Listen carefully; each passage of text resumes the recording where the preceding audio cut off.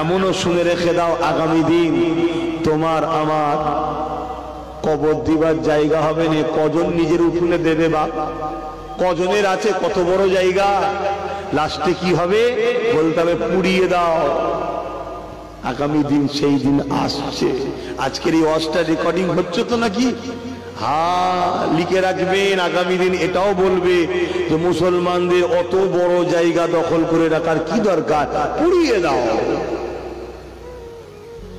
তোমার গাফলতির জন্য তোমার মাকে লিজা হবে পুরানো। শোনো বন্ধু আমার কথা, গায়ে লাগলে কিছু করার নেই, আনবি না, আর আসলে আসবি না। যেমন প্রচুর লোক দূরে দূরে আছে, ডেকে ডেকে আসছে কি একটু দূরে সরে যাবে, মিটে যাবে। যা 10টা থাকে 10টা গেলে বকবো। কথা বুঝে আসছে না? না, আমি তার আমার জন্য কথা বলছি না, আমি তো আল্লাহ ও রসুলের